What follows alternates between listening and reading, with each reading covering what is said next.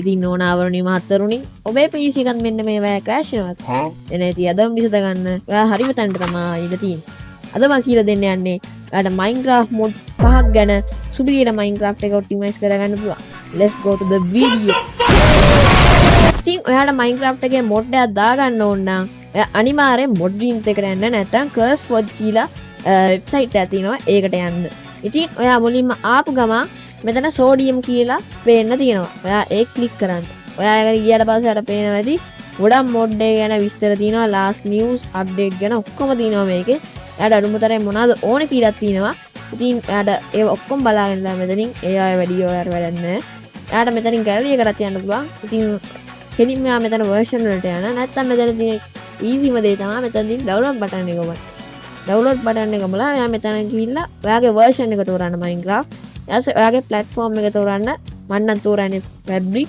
මේක තමයි ගොඩක් FPS යන්න පුළුවන් වෙන Minecraft. ඊට පස්සේ ක්ලික් කරලා මෙන්න මේකට ඩවුන්ලෝඩ් කරගන්න. next එකට ඔයා ඩවුන්ලෝඩ් කරගන්න ඕනේ Fabric API එක. නැත්තම් Sodium එක වැඩ කරන්නේ නැහැ.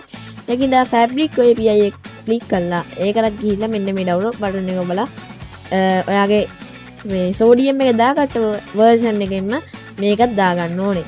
ඉතින් අනිවාර්යයෙන් මේක Fabric තමයි යන්නේ. මොකද Fabric API එකකින්ද ඒකින්ද ඔයා මේක Fabric වලින්ම තමයි ගහන්න පුළුවන්. ඊට ඒක දාගත්තට පස්සේ ඔයා Minecraft එකට ගිහිල්ලා ඒක දාගන්න ඕනේ. අපි යන් එහෙනම් කොහොමද ඒක දාගන්නේ කියලා බලන්න. හරි. ඔයාලට ෆස්ට් කරන්න තියෙන්නේ මෙන්න මේ Windows බටන් එක ක්ලික් කරන්න. ඊට පස්සේ මෙන්න මේ run කියන බටන් එක ක්ලික් කරන්න. ඊට පස්සේ percentage මොකක්ද ඒක ගහලා update කියලා ගහලා ආයි අරක් ගන්න. ඊට පස්සේ ආයි okay දෙන්න. okay දුන්නාට පස්සේ ඔයාලට එන්න පුළුවන් ඔයාගේ Minecraft folder එකේ. ඒ වුණාට මගේ මේකේ නෙමෙයි තියෙන Minecraft මගේ අනිත් drive එකේ තියෙන ඒකින්ද මම ඒ drive එකෙන් ඔයගලන්ට පෙන්නන්නම්. ඔන්න තියෙනවා මගේ game එක. ඉතින් මගේ game එකේ ඔන්න තියෙන file එක. මේ තමයි මගේ game එකේ තියෙන file එක. ඔයා මේකට ගියට පස්සේ ඔන්න පල්ලෙහෙන් බලා ගන්න පුළුවන් mod කියලා folder එක. ඒක double click කරන්න. ඒකට ගියාට පස්සේ අර බලා ගන්න පුළුවන් ඔයාගේ ඔක්කොම mod ටික. ඉතින් ඔයා අර ගත්ත download කරගත්ත ඔක්කොම mod ටික අරගෙන drag and drop කරලා දාන්න මේකට පට්ටම ලේසි. bla bla bla bla තමයි. කටවායකෝ.